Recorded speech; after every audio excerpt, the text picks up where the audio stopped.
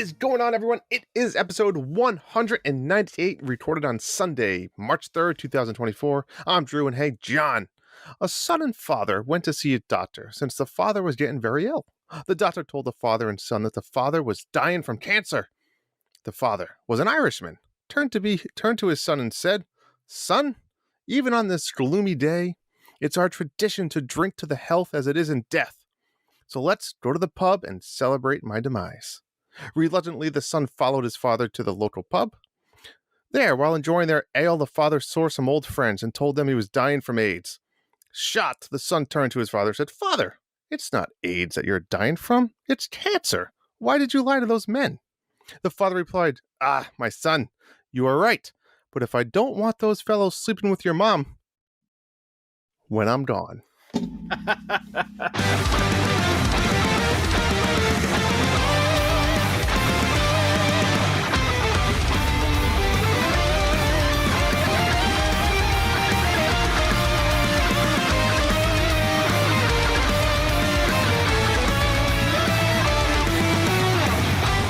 What is up, everyone? On tonight's episode, we celebrate happy 7th birthday to the Nintendo Switch.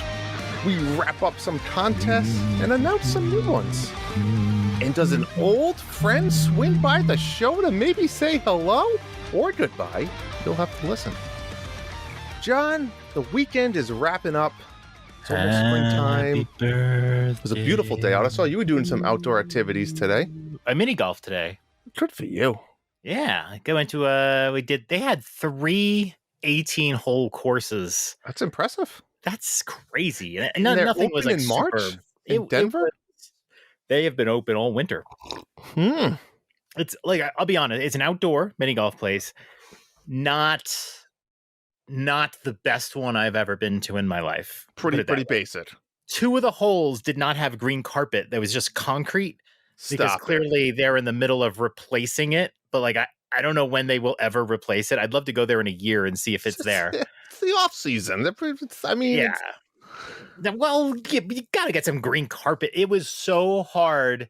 The ball just would constantly roll. It was just rolling forever. That's incredible. Obnoxious. And the speakers were shot outside. They were playing music, and it was like, blah, blah. But I haven't gone mini golfing out in a while, and I prefer outdoor mini golf than indoor. Of course, mini golf. But it was fun. Yeah. Nice. My kids eventually just started speed golfing on a different course. When we were on our second one, they did the third one, and they just they stopped taking score. They were just racing each other, and they were done before we were like on the 5th hole. And it was like, okay, like they're checked out. They're done. Yep. What else has been going on in the Balatro life? Sold the minivan. After weeks of. Yeah, I mean, it was sad to see it go, honestly. Who did you sell it to? Was it like a dealership? I mean, it wasn't running, right? It was an online website called Peddle.com, PEDDLE.com. You give it a description of the car. You don't even have to give it pictures. They give you a price. You say, yes, a tow truck can come. I mean, in this case, you can either bring it to a place or a tow truck will come and take it. The car didn't run. And we didn't want to tow it to a dealership, right? Yeah, what's the point? Like they say, "Oh, we'll give you $5,000 for it." And what are you going to do? Call up another tow truck and have them bring it back? What a pain in the ass that would be. So this was just easier. We didn't have to pay for a tow truck. No someone fuss, gave no you muss. $5,000 for the minivan that didn't run? No, $8,300. Stop it. Yeah. How many? It had a lot of miles on it. 120,000 miles. Needs a new transmission. Complete. So we actually had it. You don't realize that you just made out in that deal. I don't know. I mean, it's a Toyota. Say like. I remember looking at it a while back, and it said something like 15,000 without any car trouble. Sure. And then in my head, I said, well, a transmission repair could be $6,000, $7,000, $8,000. Yeah. So I think it came out a little bit ahead of what that said, because if we got it fixed by the dealership, it was going to cost about, close to $8,000. Oh, I believe it. And it could have ran to the 100,000 miles, or something else could have went wrong. I mean, you don't know. And we do so many road trips, and we drive through the freaking desert in Nevada. If if we would have fixed the transmission, I mean, I would be sweating going through. Well, I sweat anyway, but like sweating going through Nevada. Imagine the whole family getting stranded in the middle of the desert. Oh my God, just kill me. So we're just like, you know what, we're due for a new car. You know, I could tell Michelle wanted it. Yeah, and it's like, let's just do it. So we sold this. Yeah, we're in line to get a new car end of this month. We just got to wait. It's hard to find inventory. That's ridiculous. And then the other cool thing is, let me see here. My community magazine. I live in a community, and there is a magazine. There's a lot of fancy pants people here. Some really big mansions at the top of the hill. And guess who is in the magazine? Stop it. Me. What? That's right. Why? A whole interview. Look at that.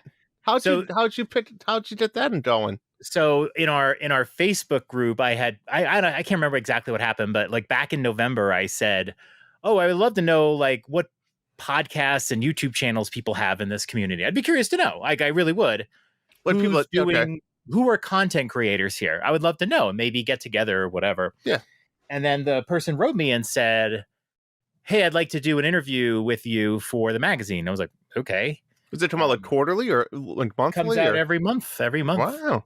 And they said they're going to do it for March. And then I was like, wow, I can't talk about the Dads After Dark show to my community. This is a pretty snobby community. So I don't want people listening to us talking about porn. Yeah, I know. So I was like, okay, I'm just going to talk about the PlayStation podcast. And then when I sent in pictures, you can see a lot of pictures are from the Nintendo World Store. But these people aren't going to figure that out. And I haven't gone anywhere cool for PlayStation, but they posted the logo, my picture with Charles Martinet. We're all in it. Right. There's one picture of my PlayStation in here. I had to do one. Sure. Little selfie. That's it. So I'm famous in the community now. Look at you. Look at that guy. That's the guy. And then I very nice. Celebrated with some of that spicy Coke that Marty was talking about. I had some as well. I tried. I'm not really a soda drinker, but I feel like everyone's talking about it, so I had to give it a go. My brother-in-law was talking about it, so we got it. Really? Yeah. What did you think? It was okay. We bought just a 20-ounce bottle, and I think I drank most of it, but then it was fine. I mean, I wouldn't buy it again, but I don't really drink soda a lot. That is exactly what I did. We were in line checking out at Target, and I saw it. And I said, "Oh, grab that." I said, "It's probably going to be disgusting, but I'm just curious what it is." We just got a 20-ounce can. Yep. Split it. Michelle didn't like it. She said it tasted like perfume. I don't know. I tasted it, and I was expecting like a cinnamony, hot. Just grossness. A little hint. Just a little hint. Yeah, it was great. I mean, I don't know, great, but I like the Starlight better. But I mean, this was not terrible. I would drink it again. You know what was right next to it that I did buy? I picked up as well. Dr. Pepper. Strawberries and cream. Ooh. And that was significantly better than spiced Coke. Okay. Yeah, because strawberries and cream is like, desirable. Like those old tastations. Yeah. No, I would try that. Dr. Pepper, good. I don't really go out of my way for Dr. Pepper. I prefer Pepsi or Coke, but when I drink it, it's like, okay. But like, strawberries and cream would be really good, I think. Yeah. What have you been up to? Busy weekend with Evan, my son. So we had Saturday was the actually Friday night went to the aquarium. We're like members at the aquarium. It's like 25 minutes from our house. Really nice aquarium. They have like members night every once in a while, which is kind of fun because they usually have like little events going on. The aquarium's only open to the members. It's usually like 5 o'clock to like 8 o'clock on a Friday. They usually have like open bars, and it's a fun time. So we went and did that to get out of the house. And then Saturday morning, Evan had his basketball championship, first and second graders. They were 13-0 going into the finals and dominated. They won 28-15. Wow. Yeah. They crushed it. They did great. The whole team is good. They have a couple of really good players, but their team's really good, and he's one of the younger ones, so he'll be in that division again next year. And then today we had another competition. We had the Pinewood Derby. Have you ever heard of this? Yeah, I know you're mentioning with the Boy Scouts. Yeah, so this is with the Cub Scout Boy Scouts, and you get this little block of wood, and you're supposed to carve it and paint it and put the wheels on it. Listen, yes, I'm an engineer by trade. I am not a carpenter. I am not a handy guy. Um, so Well, you've been known to be a handy guy now and then. let me tell you. So you get this literally block of wood. It's like 2 inches by 2 inches by 6 inches, and you're supposed to carve it. Like, I don't have the tools. Like, I'm not a woodworker. I don't have the tools to carve a block of wood into a car shape, and then you have to nail the wheels on and all that. So if you go to the Cub Scout store, you can buy pre-carved blocks of wood. I was like, fuck it, Really? $15. Like, Sounds like a scam. it might not be the most aerodynamic, it might not be the fastest, but to me, I don't really care. I just wanted to get the kid the block of wood. So we got him I paid the $15, I got him while we're there. He's like, oh, Dad, can I get these cool, like, fluorescent orange wheels? I was like, oh yeah, that $1.99. Like, sure, get those. Painted the whole car blue. We put all these fire, like, emblems on them. Car looked awesome. Looked like a Hot Wheel, I'm not gonna lie. Fire emblems. Sorry. It looks great. Decals. That's the word I'm looking for. Decals. Fire emblems. I'm just trying to draw it back into the podcast. So to say that we were the slowest car there wouldn't be too far off. In the trial runs, we didn't even make it to the finish line. Like, it stopped before it got there. We had to make some adjustments. We added some weight. We could get to the finish line, but barely. So he was probably second to last when it comes to speed. But let me tell you, we won the pity award, John, because there was a judge's vote on, like, what was the coolest looking car, and Evan won. Nice. So probably a pity vote for being the slowest, but we walked out of there with a little ribbon. We had a fun day. Nice. The last thing I want to talk about is coffee. I've been a coffee snob my whole life. I drink like 4 or 5 cups a day, but I'm a realist. I just kind of usually have always done like K cups because it's easy, right? It's just quick. It's easy to store them, easy to buy them. But I've been like getting involved in buying coffee beans and grinding them up and then making fresh coffee. And let me tell you, it's awesome. I bought like one of those little reusable K cups where you put the grounds of coffee in it. Oh. But you still have to clean it. It's still a pain. I use it 50% of the time. I've been brewing like some nice fresh coffee in like a big coffee pot, and then I'll take the coffee pot and I'll just put it in the refrigerator. So now I have like a full pot of nice ice cold, like, fresh coffee. But yeah, been turned into a little coffee snob. Introducing, a little bit more to my Rolodex. Nice. We get a little French press going someday. Yeah, a little French press, yeah, Yeah. But that's about it. I never drank coffee. It used to upset my stomach, but I do like mocha now. I feel like I'm almost there. I like the smell of coffee and everything. Yeah, you're getting there. Slow transition. I don't know if I'll ever have like a coffee pot in my house at all, but yeah. So we have like the Keurig, which you can make a Keurig on one side, and then it also has a coffee like pot on the other side. So it's all a connected Keurig brand. It's nice. Right. Nice. That's it. Sweet. All right. Well, with the intro out of the way, time to talk about what we've been playing. And we've got some overlap here. I want to catch up with you on Mario versus Donkey Kong. Let's do it. I think you had rolled credits and were working on the post game by the time I actually started. So I couldn't talk about it last week, right? Yep. It's fine. I agreed. It was the finest game. Yes, it might be the finest game of the year.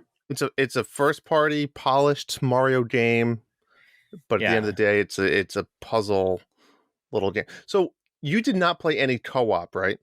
No, totally. And I didn't really play any single. So there's some differences, I believe, and I think we need to hash it out right now to understand the differences.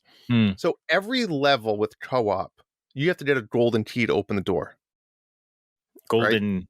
A gold key? Star? Key? Yeah. Key. Oh, yeah. You get a key. You have to get a key, open the door, right? So in co-op, there's 2 keys. There's a silver key and a gold key. Because you've got to use the silver key first. It's like there's a chain on the door. The silver key opens the chain. The difference is the silver key if you it's a floating key, it has wings somewhere, and if you just have to jump and touch it, and then it follows you unless you get hit. Oh, that's the So thing that's in the bonus levels with the mushroom. Do you have bonus levels it's with very mushroom? similar to that, yes. Okay, But it doesn't go away from you. It's in a dedicated spot every level. I see. Yep. So that's the other thing is you can jump off each other's head. There's definitely some cheat modes involved with that because there's platforms that you could never have gotten before that now you can. Okay. But it also makes it more difficult because you have to get 2 keys, and Right. some of them are harder. Yeah, I was gonna say it sounds like it's probably easier with 2 people, but then you have a little extra challenge in it, and Yeah. then you have to deal with the social aspect of screaming at each other. Oh man, we've streamed a lot. It was bad. So I did beat the game. So I mean, spoiler alert, I guess for the next 30 seconds. I'm gonna talk about the post game a little bit. So post game opens up as soon as you beat it, it opens up World Plus, World 1 Plus, right? So it's back to originally World 1. I think the level designs are a little different, but it's the same theme. And the big difference is you have one mini, and you have to get that mini to the end. And Okay. and all the plus worlds, all the plus levels have one mini in them. So And all then the normal levels, you have a mini, or yes, okay. yes, everyone. There's one mini with you. I hate Just the one, minis. not a bunch of them, just one.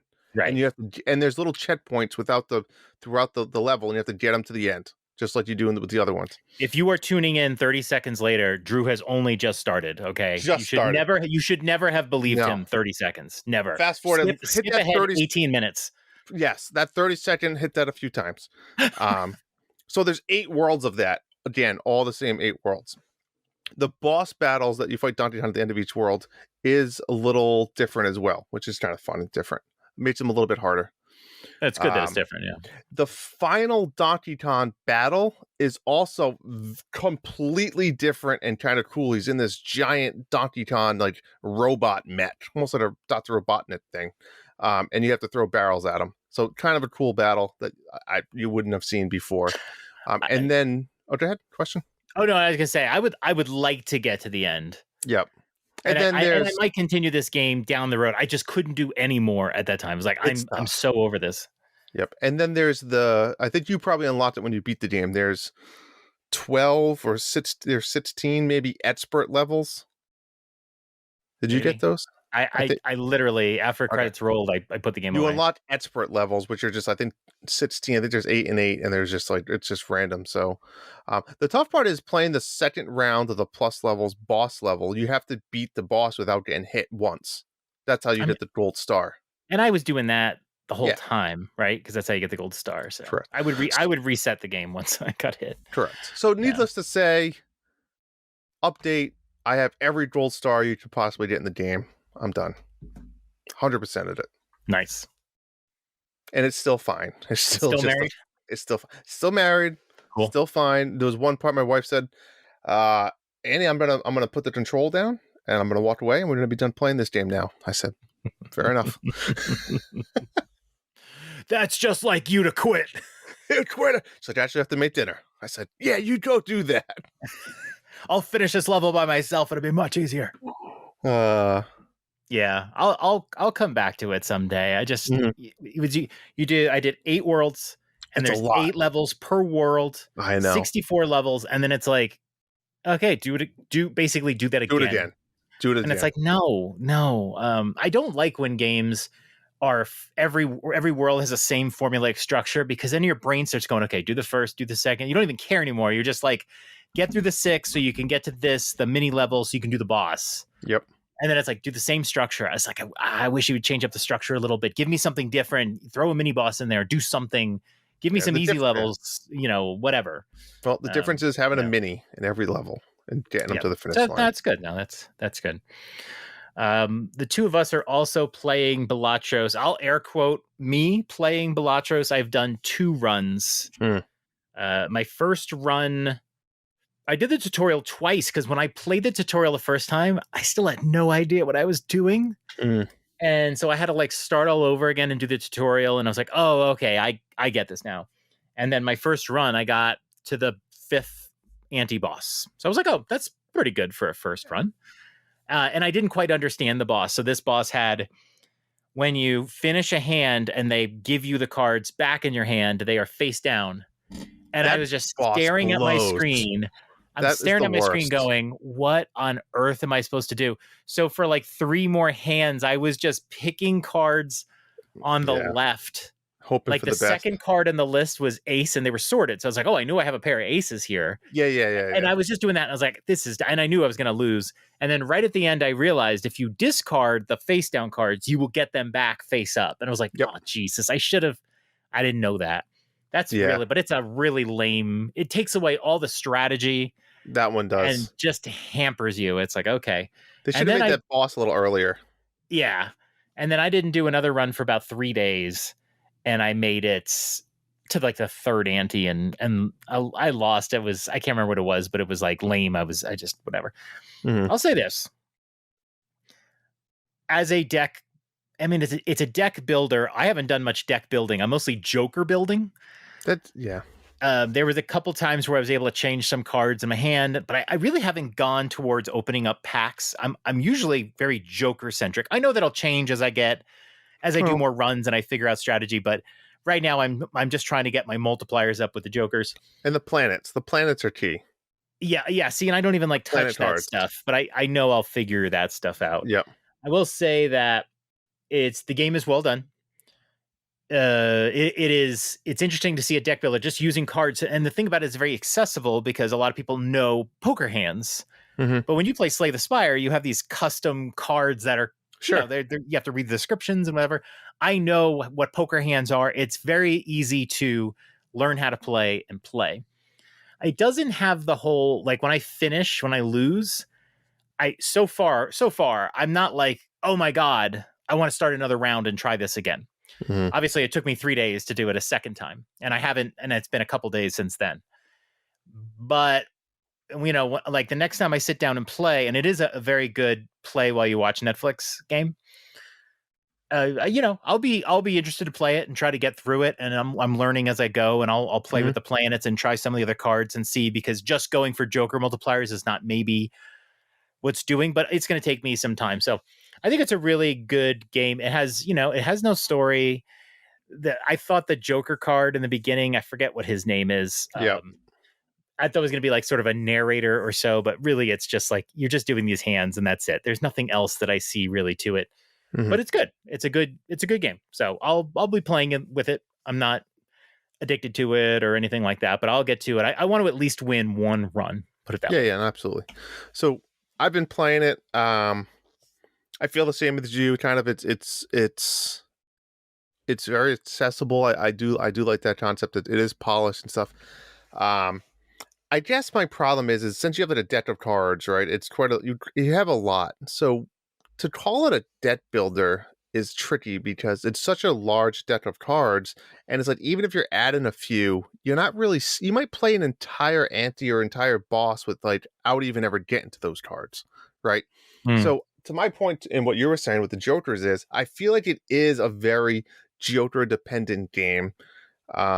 It also feel like there's not really a ton of skill. It's more about a little bit of luck on how you get your Jokers and using your Jokers, and then just getting the bonuses based off of those Jokers, right?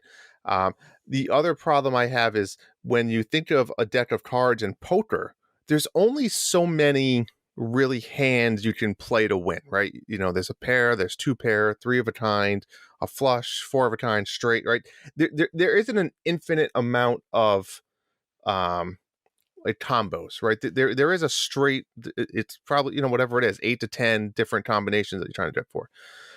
Based on the Jokers you're getting, flush multipliers or straight multipliers.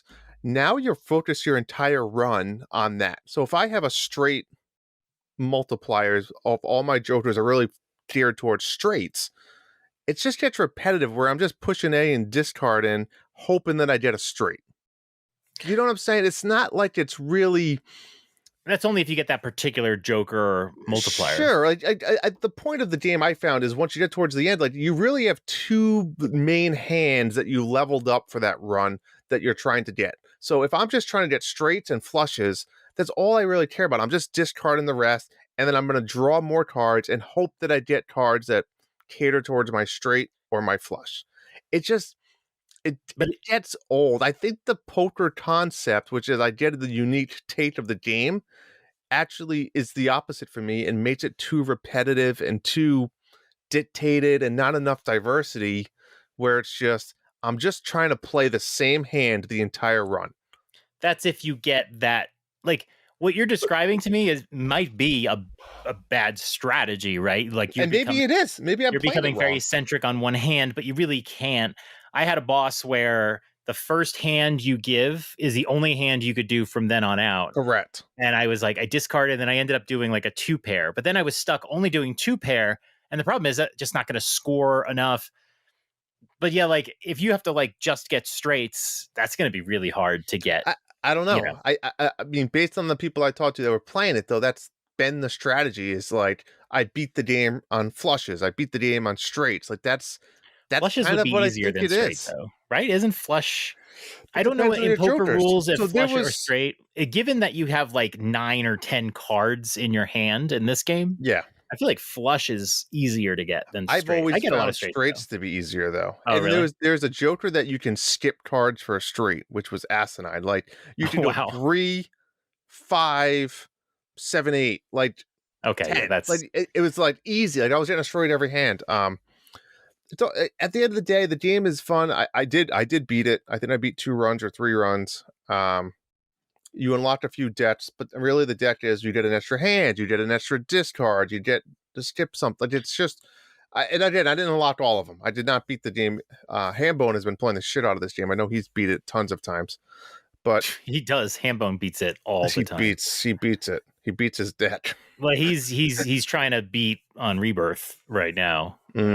You know, he's got a couple options there.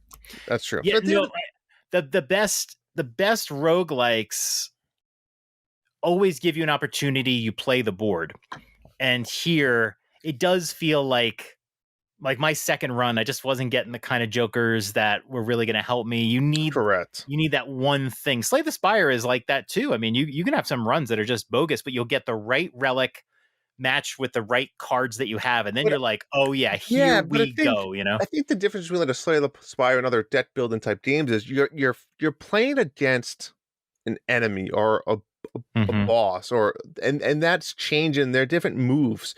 The whole concept of this game is just to collect money based on your multipliers or jokers. You're really playing against yourself and trying to get a high score each round, right? So there is a difference of, and they call it a boss battle. And don't get me wrong, this game is they did an awesome job for what it is. It's a poker deck game, right? Like for what it is with the joker concept and these bosses and the ante, like it's not a lot you can do with it. So they did a really good job of expanding the scope and trying to draw in different players and make it entertaining.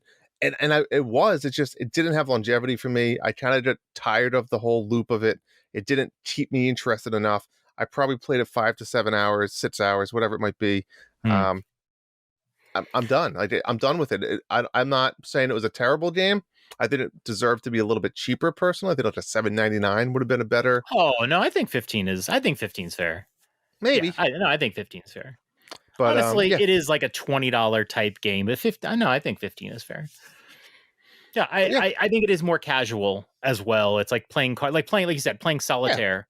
It is more casual. I have no energy to be like, oh, I want to do it. And maybe you're right, is because you in Slay the Spire have particular enemies or different roguelikes like Dead Cells.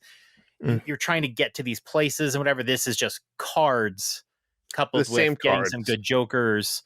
Yeah. But there is the fun of trying to like unlock all the cards. Although there's that thing of, I don't need this joker, but I need to buy it so I can discover it, right? It only becomes a discovered.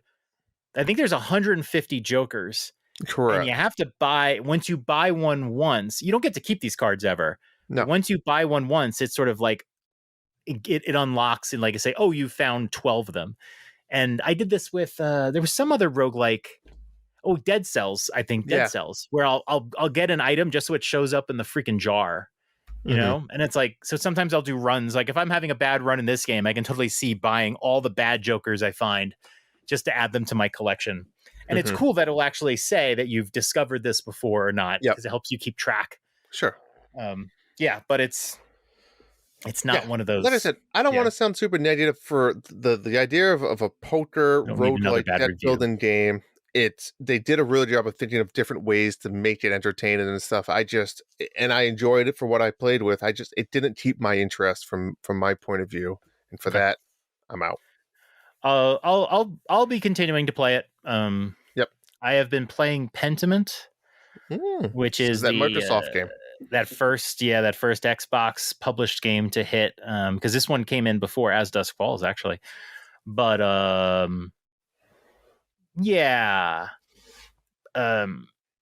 start off with this. You don't sound very This game had great reviews. IGN gave it a 10. Wow.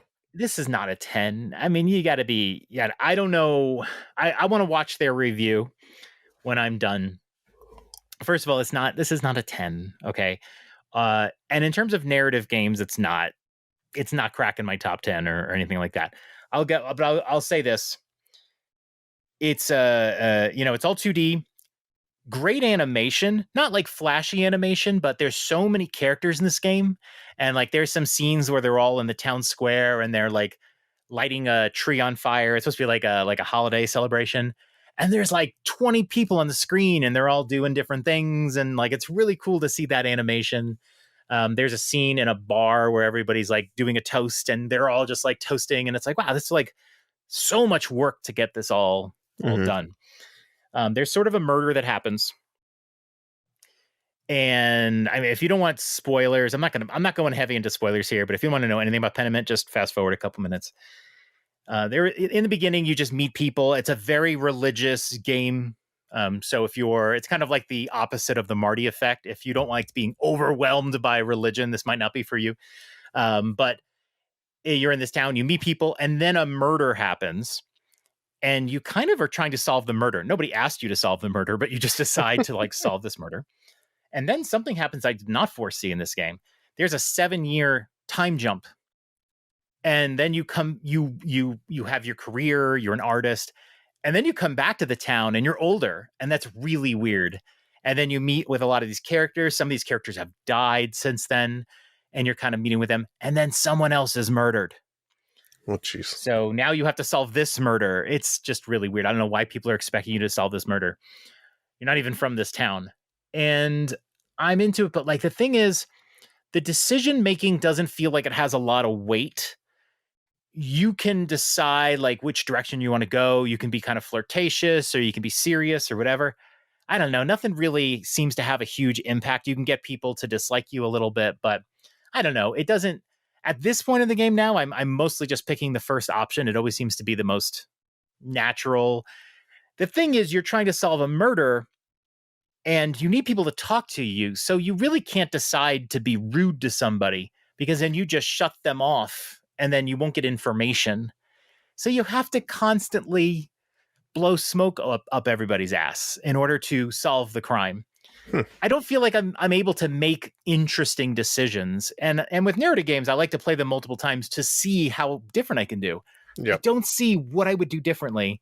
But I will say, this is probably the biggest spoiler I'll give, that at the right before the time flip, you don't actually solve the crime, but somebody gets executed for the crime based on the information you give.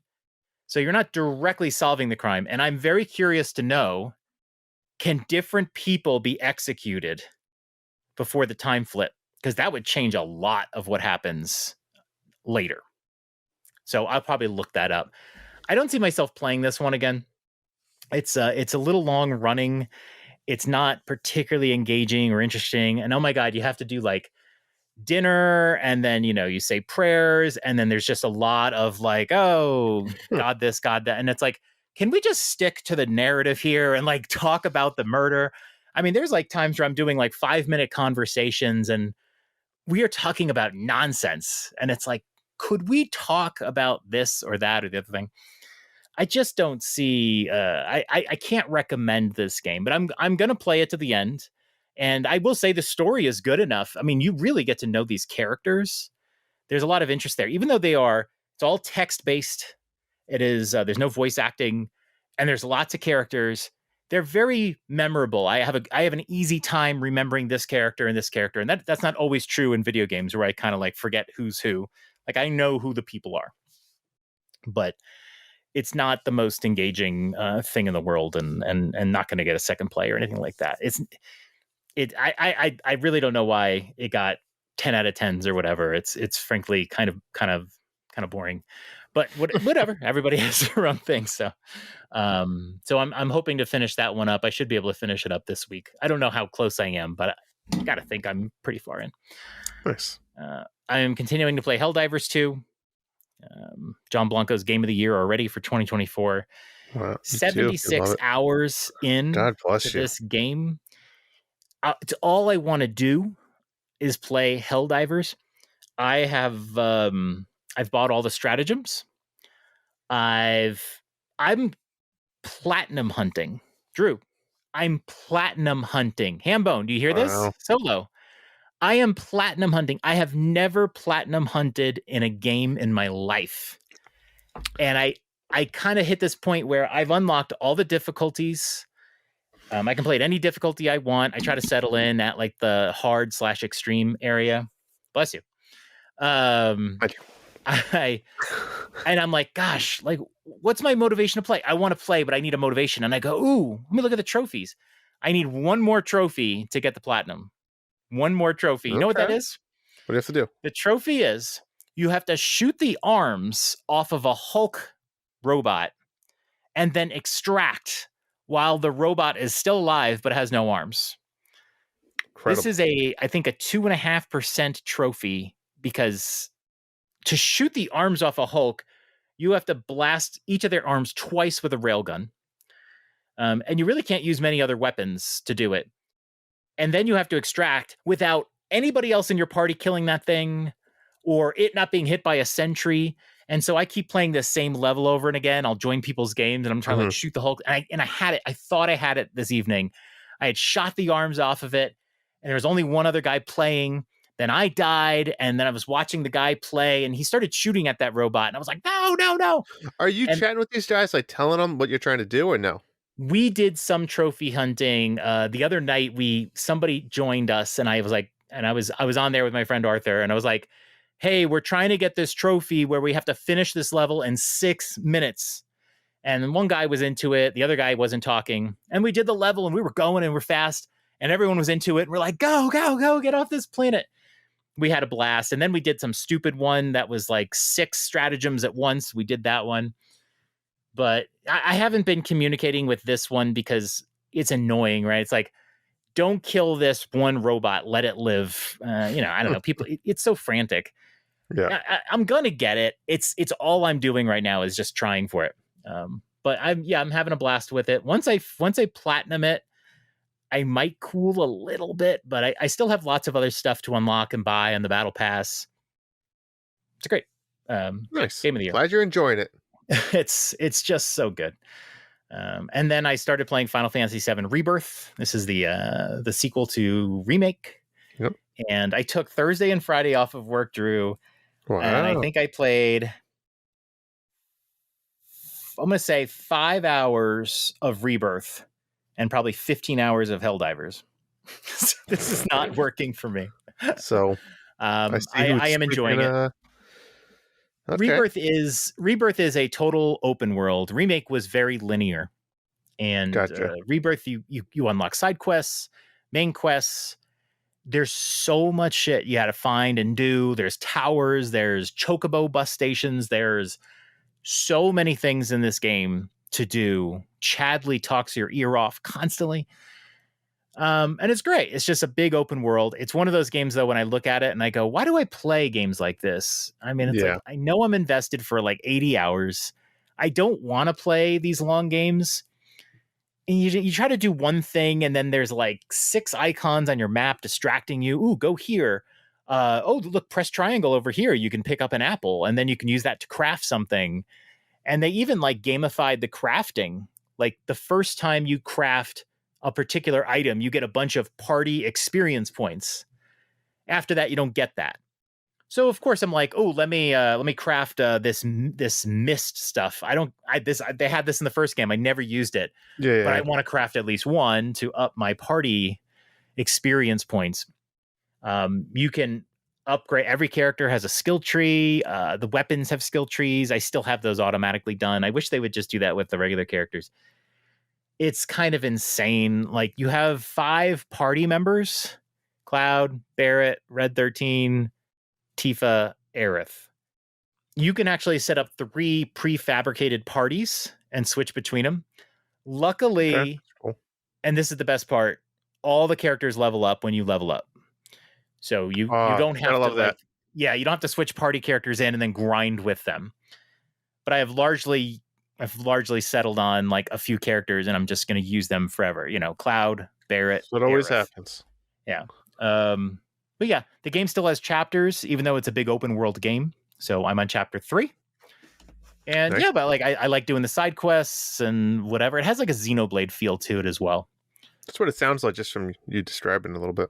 Yeah, like the side quests are not going to be the most interesting thing in the world, but there has been like voice sequences and animation and stuff like that with those characters. Mm-hmm. And then there is the board game. And let me tell you this, I don't usually love doing board games in open world games. It just becomes Games like within games, John. Games. Yeah, I actually games. grew to like Gwent in The Witcher the third time I played it, because I got some powerful cards, and then the Gwent became very easy. I would just destroy people. This game has Queen's Blood, and I'll give it this. It's a very easy game to understand, and it's a very easy game to play. And then when you get more powerful cards, it's not a big stretch of the imagination to figure out how I would use these cards. Okay. So far, I'm enjoying the Queen's Blood. In fact, you can actually end the game pretty quickly. I think you could do that in Gwent too. Once your score gets higher, you can just kind of end the game. I'm enjoying it. I'm playing a lot of Queen's Blood, whatever. This game's going to take a couple of months to get through. just is, especially with Helldivers around. But it's very good. It's very good. Very good. I've been playing 2 other games really quick. They're really quick ones. In my phone, I was going through my Rolodex of games I had in the past, and I decided for whatever reason to boot up Enter the Gungeon, John, one of our old-time favorites, twin-stick shooter games. Well, everything was still there. You said our all-time favorites? Yeah, one of them. For me, Marty. One of my all-time favorite Switch games. It is a very polished and well done game. I do want to actually play it sometime too, but it's a lot of fun. And all my unlocks were still there that I played and all that stuff. So I just continued. It was just a keep busy game to do a few runs, and I didn't get into it. I did make it to the final boss, John. I did not beat them. It was one of those runs too, where sometimes in roguelites you just feel like you're not having a great run, but you keep going. It was one of those. Like I didn't have a super powerful guns or anything, and I just kept going and going. I was doing well, but I did not beat the final boss. So Enter the Gungeon. It's always the game. It's my comfort food, kind of like what Paladins was. R.I.P. Paladins, but I miss it. It's off the Switch now. I think it is now. It's going off the Switch, shutting down the service. And then I decided I had a few options of what I was going to play. I was going to start playing Hogwarts. I was going to play Arceus, or I was going to play Legend of Zelda: Oracle of Ages. Because if you remember, I played Oracle of Seasons, so maybe right when they came back out, was that probably 9 months ago, maybe a year ago, when they came out onto NSO? I decided to go. Yeah, I decided to go play Oracles of Ages. I was a kind of I don't know. I decided to play it, so I've been playing it. It's fun. I'm not gonna lie. I'm using a guide again because these old games, I don't feel like probably sinking 40 hours in to figure out everything of where I'm going. So using the guide, I mean, I'm not like looking at the guide and then doing that. I'm playing. If I get stuck, then I'll look at the guide. In the dungeons, I try not to use the guide at all. But outside of the dungeons, I just kind of tell me where to go. Tell me the right direction. Because these games, you could be anywhere. And especially even with Oracles of Ages and Oracle Seasons, it's like you have to, in Ages, obviously, you're going into the past and present and stuff. It's like, go to the past, do these 2 things, and then go to the future. So, like, in the same way when it was Seasons, like, go to the fall to do this. So in the winter, you can do this. And I'm just like, how do you know that shit? Like, your brain needs to really stop and think about it. And it's like, I don't want to do that. I just want to enjoy the game and see the story and see the different dungeon design and the level design. So I just finished the 3rd dungeon, cruising along, having fun, enjoying it as always. It's a Zelda game I never played. So how many dungeons were in the in Ages? I think there was 8. Typical Okay, 8. so it's 8, probably 8 and 8. Now, I will say when I started this game, I looked it up first. I was like, I know I beat the other game. I know I had the code. So I was like, when do I put this code in? Do you put it in before you even start? And the answer is yes. You put this in before you even create your save file, and it will link the game together.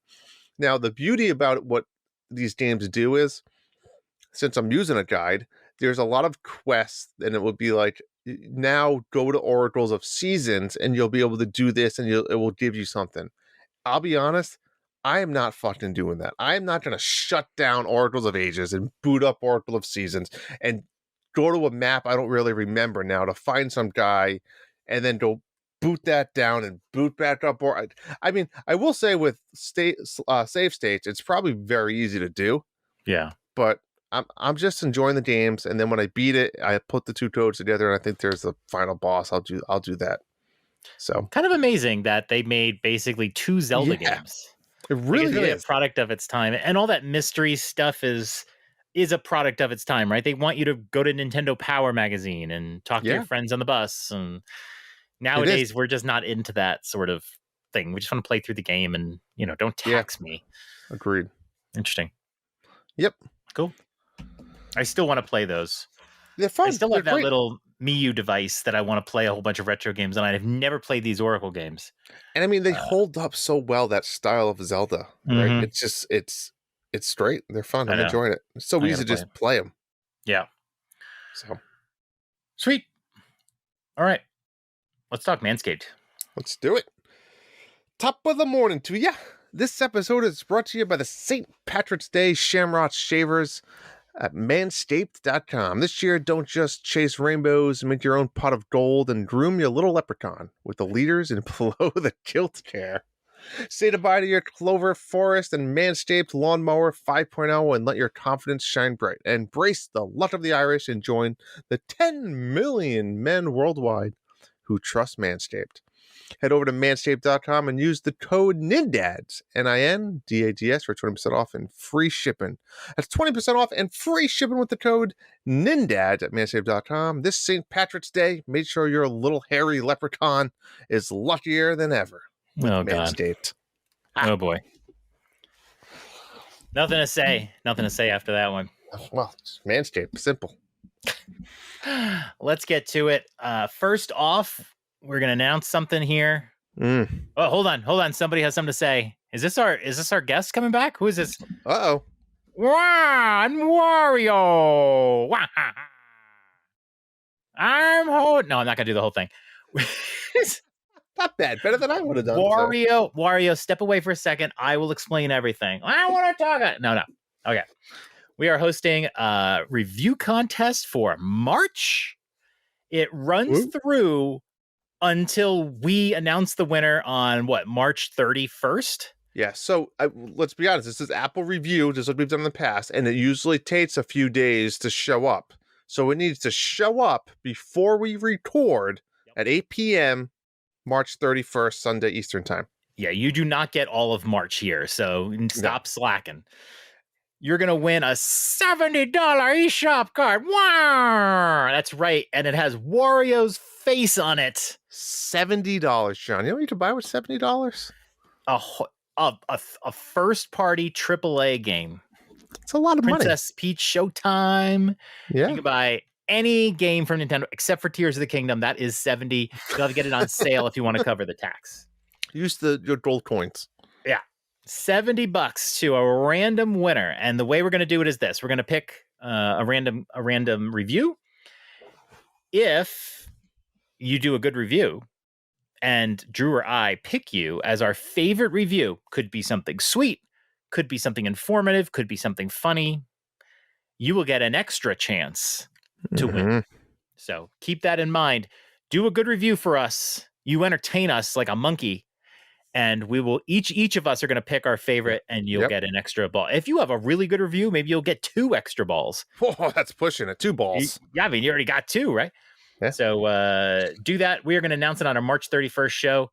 Get the review in within the next few weeks. Do not wait on this. You do not have all of March for this. Go to Apple, write your review, 5 stars, right? I don't want this 4-star shit, and I have to lose my mind again like I did last time. Remember I went on that rant? Went on a rant. If you do a review and say Drew is negative, I might give you an extra ball. I might. You might. I'm going to take your ball away. Apple reviews, give us reviews, and you know what? Review us on Spotify if you get us on Spotify as well. We're a low rent show, right? We're only doing an Apple contest, but we need reviews everywhere. Yeah. Chubby's has come to a close today. 8 weeks is done. Total weight loss. This is up to date, right? I mean, I did it this morning, but give or take a few pounds. 190 pounds lost between 22 chubby dads. I guess we're not all dads. That's great. Fatties. And the winners, let's say in 3rd place, Rizzle 29. I can't remember Rizzle's actual name. I just know him by Rizzle now. We had him on the show. What's Rizzle's name, Drew? What's my name? Shit, I don't even know. Rizzle, tell us your name. In 2nd place, Nick Tendo. See, I know that's Nick. It's right in the name. Maybe his name's Rizzle. By the way, Nick Tendo was the reigning champion. He did. He went for that bat-to-bat. 2nd place this time. Wow. And in 1st place, Andrew Harker, Shotsworth 7 himself, with a great showing. Absolutely fantastic showing. Lost the most weight.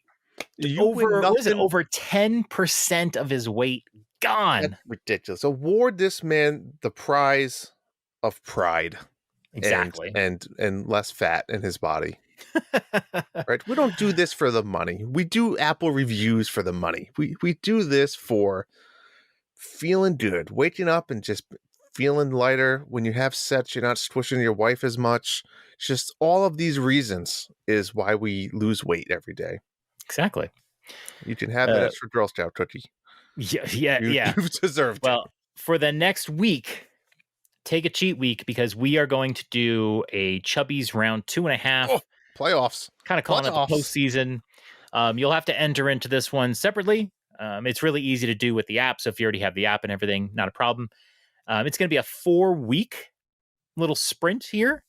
And I mean, you don't have to have participated in the 2nd round or whatever. This is just just for people who want to keep going.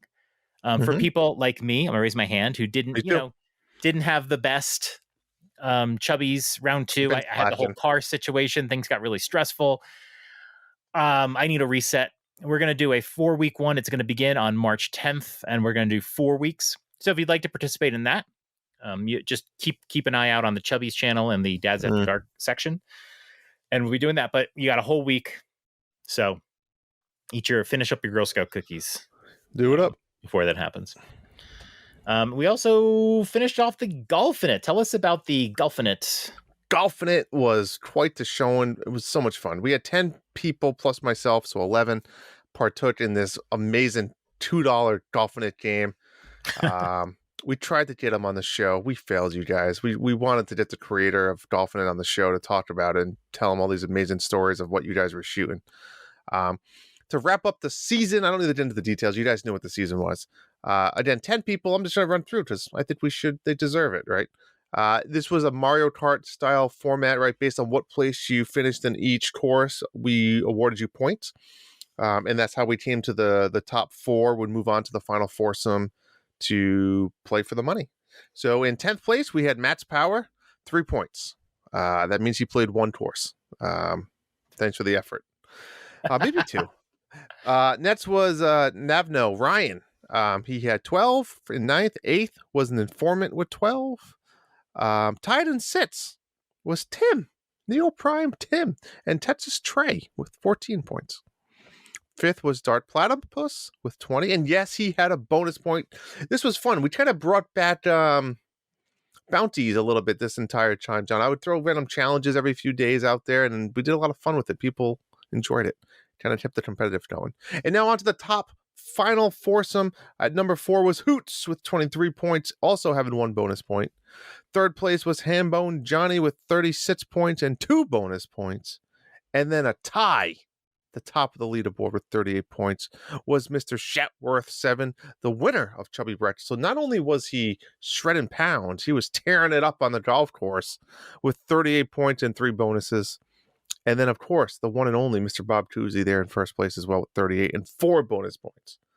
These 4 gentlemen went off and played the Cozy Grove or something along that lines. I don't remember the name of it, and I don't have it in front of me. Yeah, that's a video game, Cozy Grove. What was the name of it then? I don't know. Well, shit, I'll look it up while you do that. Go to the pin stamp. I can do it before you. Grand Grove? Grand Grove? That was close. Grand. Yeah, that was the one. All right. Anyways, the final foursome had about roughly a week, and they had to private message me, John. I wanted this to be a secret, and let me tell you, some people, it was driving them crazy not knowing because they kept saying, "How am I doing?" And I couldn't tell them. Can't say.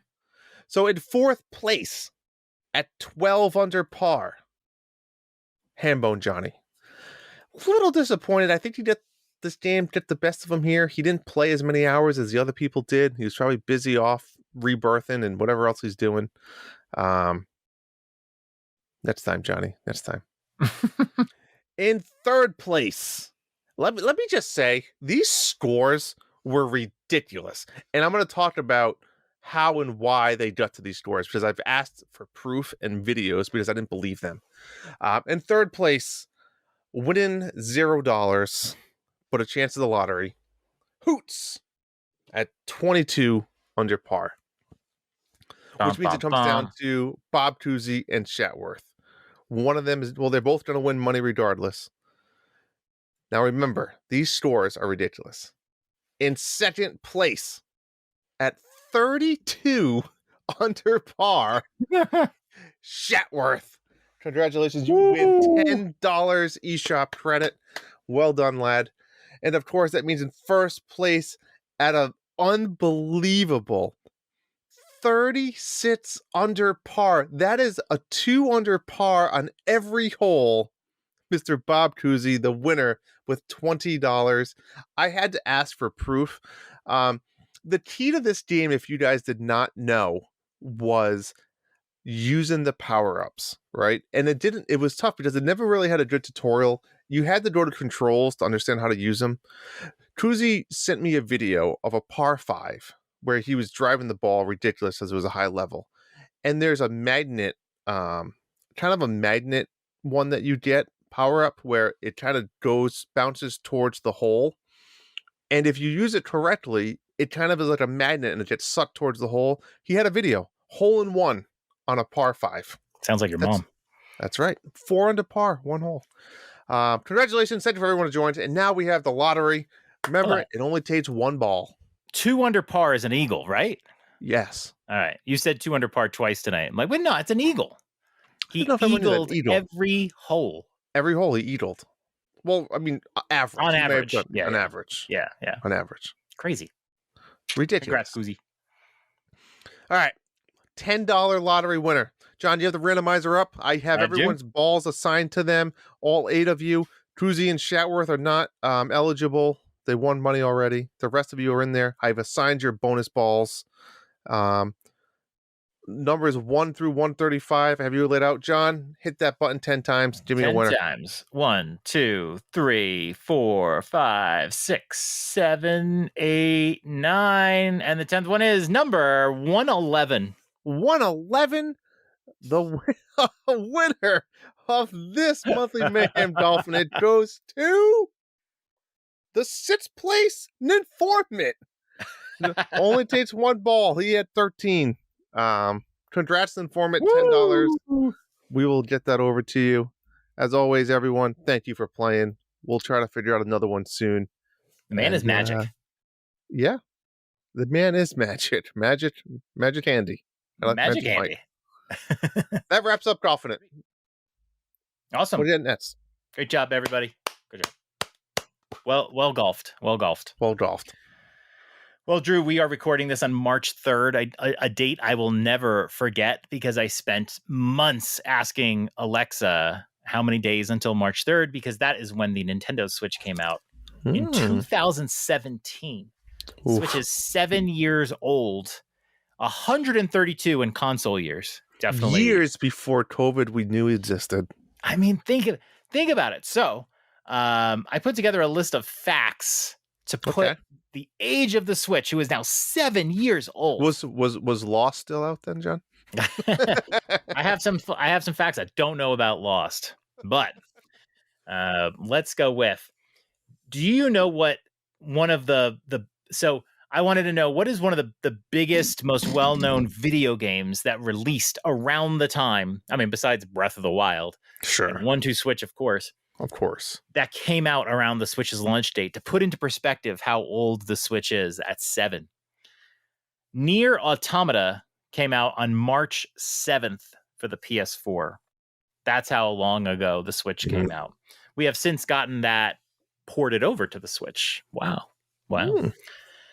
Drew, do you know what the #1 song on Billboard was on March 3rd, 2017? Call me maybe. Ed Sheeran's Shape of You was #1 March 3rd, 2017. Do you know what the top grossing Marvel movie was in March of 2017? You're not going to believe it. Captain America?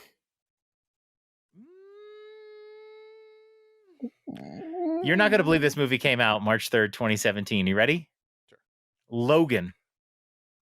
Wow. Logan came out the day the Switch came out. Freaking Logan.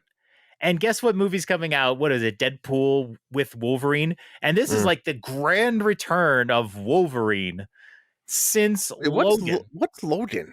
Logan it's the Wolverine movie. It's a little more like personal. I haven't seen it either. I do want to see it. That's not part of the MCU though. No, well, whatever. Yeah, no, it's a Marvel movie. Sure. The Dow Jones. Okay. Today, the Dow Jones is sitting at, actually, I need to get an updated number this as of a few days ago. Today, the Dow Jones is 39,087 points. What do you think it was on March 3rd, 2017? March 3rd. Was that after the election or was that? March 3rd is like a month and a half after inauguration. Oh, it's probably down then. It's always down in the beginning because of the unstableness. I don't know. 34. 21,000. Wow. Yeah, see? That's how long ago. It's almost doubled since the Switch. Nintendo stock price today, $13.96. Sure, this was before the split. What was it? Yeah, this split kind of ruins this. What do you think it was March 3rd, 2017? I don't 42. 5.21. Couple of sports headlines from the day. I didn't really see any particularly interesting news. But listen to this headline. Kyrie Irving scores 43 points. LeBron James has 38. And the Cleveland Cavaliers set the NBA regular season record with 25 3-pointers and holding off the Atlanta Hawks 135-130. Pop that Kyrie and LeBron together in Cleveland. LeBron James is at 40,000 points. I don't care if you hate the guy or not. It's LeBron James. That's a lot of fucking points. LeBron is amazing. I'm surprised he's still going, but my God. I mean, and the Celtics today fucking whooped the Warriors. Just saying. Can't wait to see the Celtics lose in the playoffs again. Get out of here. They're dominated. Here's another last sports headline. You ready for this one? This one's a funny one. Running back Christian McCaffrey of Stanford answers questions from the media on day 2 of the NFL Combine. My goodness. Yeah, it's been a while, but happy birthday, Nintendo Switch. We love you.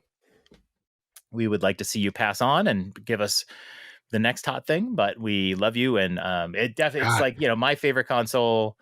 It's been fantastic. And I think it's changed gaming. Honestly, the hybrid form factor. I hope Nintendo never, I hope when Nintendo changes from this form factor, it's for the next big thing. But I hope we continue in this. I definitely don't want to see 2 different consoles again from Nintendo. I just want to see the one. I was in my 20s when the Switch came out, John. God, that's right. I think so. If I do the math right. You think so? Yeah, you're so old you can't even do the math on it. I'll be 37 in a couple of weeks. Yeah, I think that made sense. I was 40. All right. Happy birthday, Switch. All right. We had a couple events that happened we should talk about. We should. First one is the Nintendo Direct Partner Showcase. This was on February 21st. Sure. And this specialized, there was all third-party games. I don't think we have to go through this because it happened quite a while ago. Happened shortly after our last episode. Yep. But I'd be curious to know your comments on whatever you want to talk about, actually. Let's hear it. What's your take? I don't know. It's still, who the fuck wants World of Goo 2 17 years later after the first one, whatever the hell Don't be negative, man. We get reviews and they don't like your negativity, Drew. I'm just saying, Focus on what you love. What do you love? What do you love here, Drew? Then you can tell me about how much you hate Goo. I'm not sure I loved anything. And then the one game that I'm actually interested in, they say this was the first half of the year direct, and then it's coming out in October. It doesn't even make sense. Which one was that? Fantasy Life one. Oh, Fantasy Life I. Yeah, let's treat it. I'm not saying I'm definitely gonna play it, but really? I don't understand why it comes out in October. That's the one? That's the one that you captured your attention? Wow. I didn't every game nowadays is a remake or a port. It's just, and a lot of them, it's true of all the consoles too. I know it's crazy. And Pepper Grinder, don't be wrong, looks awesome. I'm excited. I'm gonna play it. We knew about it. It's not like it was like a shock. We got a date, which is actually in a few weeks, so which is fantastic, right? But at the end of the day, it's like we knew it was coming. We knew it would be here soon. There was all those rumors that happened with Microsoft, and we did Pentiment and we did Grounded. What's your take on Grounded? I heard good things. It's just I'll be curious to see how it runs on the Switch, and it's a service game, right? So it's going to be interesting to see how it runs on the Switch. There's nothing I could be less interested in than Grounded. I'm really not interested as well, but I'm getting to the point where I'm running out of ideas of games to play, right? So I might pick this up. Epic Mickey, again, played it on the Wii back 15 years ago. I enjoyed it. It was fun. I'll probably play it again. I don't know. Again, for me, it's just Battlefront, Star Wars. How old are those games, right? It continuously seems like it's a lot of remakes and ports, and NSO was the one more thing. I don't know. Endless Ocean, open world scuba diving game was. I'm just lost. I'm lost on what Nintendo is doing, John. I didn't understand really the audience or what they were trying to say here. It's just, I'm trying not to be negative, but I am, because I don't have many positive things to say about the Direct. I just don't. What's your thoughts? I've been kind of down on the Switch, but following this showcase, there's a bunch of games that I'm interested in. I actually thought this was a good showcase. It was neat to see the Xbox games finally start to hit. I was excited that Pentiment was the day after, and I did play it, and I've been playing it, so I was really excited for that one. Not my favorite game of all time, but I was glad when they did this one. A Ranger or role puzzling adventure looks interesting. I might play that. Probably throw it on my wish list, but that one looked interesting. Unicorn Overlord is I think the big highlight here. Yeah, it's got a lot of kind of questioning my Unicorn Overlord interest. It looks great, but whenever I saw clips of it, I was like, I don't know what that is. I tried the demo. I actually tried the demo and initially didn't like it because of the way the demo has like sort of a pre-story, but it stuck to me. I was like, God, it just really does look fantastic. And then I actually downloaded the demo again and played through, and then was like, oh, I get this now. Yeah. And then I stopped the demo and I'm like, yep, I'm sold. I'm good to go. So I'm probably gonna play that day one, March 8th. Did you ever play Monster Hunter Stories? I did try to on 3DS, especially when Monster Hunter Stories 2 came out on Switch. Before that, I tried to play it on the 3DS, and it's rough to play anything on the 3DS anymore. Agreed. I gave it a shot. So I is this do something like you'll the play? fact. What's that? Is this something you'll play? No, I think it's a longer game, and it's really cool to see the Monster Hunter monsters in there. You befriend them and stuff. It's not like Monster Hunter, but it No, has all the same stuff. I want to like this, but honestly, I think my gaming habits are changing, and these longer RPGs, they have to be something more specific. I'm not just going to play Monster Hunter stories. I've decided I'm not going to play the Like a Dragon games. I need to stick to shorter games, multiplayer games, whatever. which is weird because Not you were interested. never a big fan of always multiplayer games, were you? I know. I feel like I've kind You're of like shifting. Monster Hunter, and then I've shifted to Helldivers. Yeah, Yeah, I'm kind of more into it a little bit.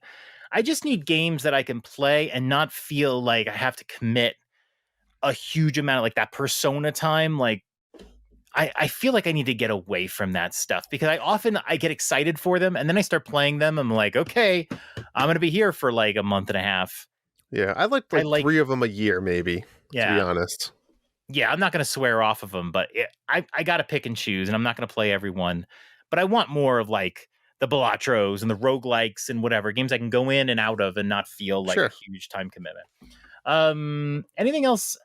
South Park Snow Day continues to look oddly bad. I don't know what it is about that. I did like the first 2 games, but I don't like the 3D that they went with Hmm. there. Pepper Grinder, I played the demo for about 5 minutes and deleted it, and I was like, I'm sold. Day 1. That's it. So Pepper Grinder is great. I mean, just Yeah, I'll be fantastic. playing that one. Yeah, very excited for that. And Monkey Ball. honestly, I do love RC Pro Am. That was one of my favorite NES games. Never beat it. I always get to like level 20 and I just get crushed. I I think I'm going to challenge myself to beat this game on the back of Rewind. And I'm so glad it's on NSO because now I can rewind my way through it and see levels I've never seen and try to get to the end of this game. So I was really excited for RC Pro Am there. I love that game. Huh. So again, and there's,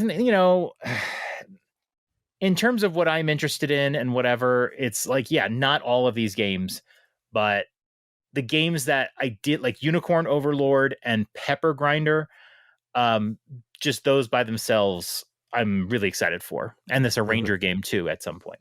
So I was really excited by it. Grounded was the worst game to showcase the Switch right off the bat. It looked so rough, but whatever. I think people will like it. If it's a service game, does that mean it's a cloud game as well, or no? Can you It doesn't. play No, that doesn't without? mean it's a no, no, But can no. you play offline? I don't know. I never actually You know what I'm saying? Like realized that if was a it's, live service game until recently. I didn't know that. I So I just how is know. it not the same thing? I mean, I know it's different as you're downloading the game and you're just playing it online, but what if there's like an advantage to just make it cloud at that point? If you can't play it offline anyway, you might as well just make it a cloud game, and would it be better? I don't know. I mean, you still have. I don't know. You're definitely. I don't know how to answer it honestly. Yeah, It I don't doesn't know. have I'm to be. just Those things don't connect. You know what does is an odd connection for me? Like Suicide Squad, right? Kill the Justice League. I'm interested in that game. I want to Mhm. see. I want to play it as a story. I know it's not a single player game, and I know they're supposed to do an offline mode. Who knows if they ever do it? But I kind of want to play that game and play through the story of it. Here's the thing that I find weird about that game. That is a $70 game. That is a live service game that has So like microtransactions and can I stuff. ask a dumb question? That's Like odd. when they consider a game a live service game, is that just like a version of like what we would call an MMO? Like what defines a live service game nowadays? I think we hear it a I feel lot. like MMO is a category of live service, but Sure. MMOs are more about having tons and tons of players. Yeah. Like Helldivers is a live service game, but you only play with 3 other people at a time. But I think live service is sort of this catch-all of they're gonna be offered like skins and you're gonna be offered like new levels and new stuff on a constant basis. But you cannot play offline. Cannot play offline. You could go into a game solo, but someone might join you at any time. I mean, it depends on the game. Yeah. Yeah. I mean, in Helldivers, I can turn off randos, but I cannot turn off friends. So I can't do a solo game and make sure that nobody joins me. And I've done that a couple times with like trophy things. Yeah. But I just have to hope that none of my friends will join, or if they join, it won't be disastrous, or I'll just talk Yeah. to them. But every game is different. But like when you're charging $70 for a live service game, that feels weird because to me, live service games should be free and then encourage you to buy things. Yeah, I mean, Helldivers was $4. That was nice, but like they're all different. But like it is weird to say this is a full price game and but you at the can't play same offline and all that. time, with a live service game, wouldn't you think that there's more maintenance cost with that game, right? Because think about it, if you just put out a game as a publisher, you never have to technically touch it again. A live service game, you're constantly needing to update it and making sure you have servers that can handle multiple people, etc. Right? So Yeah, I you mean would online you can have games that are not live service that have online components you have to maintain, but sure. you have to constantly be creating new content and keeping people engaged in the game. So that's the challenge of live services. Constantly updating, having seasonal content. Diablo has these like seasons where you play and they have completely not completely different mechanics, but they have new mechanics that they offer in each season to try to make the game feel fresh. I Yep. know in like the next season of Kill the Justice League, they're going to have the Joker, and it's gonna be a Okay. new character. He'll be playable, so it's like, oh, people are going to come back and want to play as the Joker, that sort of thing. But then you have to constantly be building a game, but you're building it every 3 months. It's tricky, but Mhm. you know, I wouldn't say I'm like a fan of it. Monster Hunter is not a live service game, but it has an online component to it. True. Whatevs. Endless Ocean looks interesting. I've watched the trailer again. I'm not going to play it, but it is interesting that you can just go hang out with like I think like 20 other people Yeah. and go see whales and then take pictures with them and whatever. I can definitely see people being into that. Hmm. Like I But said, not again, me. I'd be curious to see how it runs on the Switch. Yep. Yep. Pocket This Card was a Switch? Jockey. That was a What? Switch exclusive. I think so. Endless Ocean was always just only on Nintendo consoles. Mm-hmm. Pocket Card Jockey Right On is weird because a whole bunch of people bought Pocket Card Jockey when the 3DS eShop was closing. I remember I that. was one of them, and now here it is on Switch.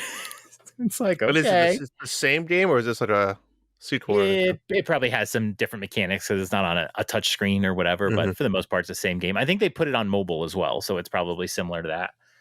But yeah, it's like, all those games that they took off of 3DS eShop, are we going to start seeing all of them again? That's a little Yeah, sketchy, boy. a little weird. There was also a Pokemon Presents that came out February 27th. There was. We got announcements for special Terra raid battles. We got Pokemon Go crossed up with Pokemon Horizon series characters. Pokemon Sleep's getting a few new characters. Pokemon Masters EX, a game I've never touched. A bunch of stuff I don't know. I literally have that in the notes. A bunch of stuff, whatever. These like mobile games will do updates, and it's like, what is this? Yeah. It's just garbage to like, oh, there's a new character coming and whatever. And if you're engaged in the game, it can be exciting. But if you're not, it's like, who cares? I have no idea. Agreed. Pokemon Cafe Remix is getting some new content. Pokemon Unite, some new content. The two big announcements. Pokemon Trading Card Game Pocket, which looks like a Marvel Snap style game. That game is going to make billions of dollars. Billions of dollars. I'm interested in it. I'll play it. I mean, yeah. It looks like it's the trading card game, which can be complicated if you've never played it. I mean, I don't know the rules of it, right? So if there's a mobile version that can help teach you how to play, and then you need to collect cards digitally, I mean, it's just opening packs of cards and random, and it's just gonna suck people dry. And they give you 2 free packs a day. I'm hoping that those 2 free packs are not different packs than the ones you can actually buy. So people will be buying packs of cards too. I hope they're the same packs. I don't know if there's really any way for me to like believe it, but they'll be different. And then you can trade. They said it might not be available on day one, but you can trade cards with your friends, which I think is really cool. You can trade cards together, Drew. So it's funny we talked about this. I mentioned that I posted a game a mobile game in Dads at the Dart channel maybe a week or two ago called CUE, and I've been so fucking hooked on this game, and it's exactly this, John. It's a deck building game where you can trade, and you battle, kind of like Slay the Spire with buffs that help each other's cards. It's it's a really solid game, and they use like regular pop culture and history and science type um card titles, and I'm I'm kind of loving it. It's an absolute blast. It's a simple game. Your deck can have up to 18 cards, and you play 3 cards a hand, and it's just like your points versus their points. And the whole idea is to buff your cards off of each other and to take points away from them. Um, it's just it's a lot of fun. I'm really enjoying it, and there's these really cool types of cards. But it reminds me of this, all right? Except this is Pokemon themed, and this is just the Q game's cool because there's thousands of cards to collect, and it's everyday themed stuff. You know what I'm saying? Like, and the pictures are cool. There's some dinosaurs. There's sea animals. There's like history, like like Romans, and then there's architecture, whatever. There's all punch. I'm just thinking of cards I have, John. So exciting! I can't wait to collect all the Romans. just laying it out there. Fuck Pikachu. I want to collect the Listen, Romans. I'm already invested in this game. It's called I'm Q. hoping I got a Velociraptor I can trade you. CUE, look it up. Let me know if you're playing. I'll friend you. I mean, like, the IP is always important with this stuff. Very. And I have always wanted to try Marvel Snap. But Marvel, I don't love Marvel. Yeah. But I do. This week, I got to finally do it. I want to download Marvel Snap and play it. You don't play against people, right? I think you just play against. I don't know. Maybe they added it. I think initially you didn't actually play against people. I think you do play against people, but I think like the first few levels or level 5, whatever, you play bots probably. But I never like to play people. Like when we used to play Wargroove and all that. I don't like to play people. I like to play against dumb AI. Well, I don't like playing against people. People talk about like Queen's Blood in Final Fantasy. I'm like, no, I don't want to play people. I want to play stupid computers. I do want to play Marvel Snap, but Pokemon is more interesting to me, and this simplified version of the game, because I have played the card game with Cedric, and I don't know if we ever played it completely right. And then he'd want to play, and I'd be like so bored, like literally want to fall asleep. I think we were always playing it wrong, because it's like this doesn't make any sense. But this sounds really cool. So I'm going to try to get Cedric in on the Pokemon game so that we can trade and play and whatever. And I'll play that with you, buddy. This sounds like fun. We don't have to mess with knowing how to play. The game will tell us how to play. Exactly. I'm really excited for this one. No, me too. I mean, hopefully they'll have something along the lines of like you can create like a clan or team or something. To have like a Nintendo Dad's clan and join maybe the Perts or something. Who knows? But yeah, I'm gonna play it. Even if it's not, I mean, it's a mobile game. Maybe Drew, Roman style Pokemon. Roman. Yep, that's what I like. Shit. Yeah. And dinosaur Pokemon. I just want to like fuck people up with some spears. Don't even joke. Do you have an Achilles? I need an Achilles for my Q. I do have an Achilles. And if you put them with the Roman helmet, it's like it buffs each other and extra points.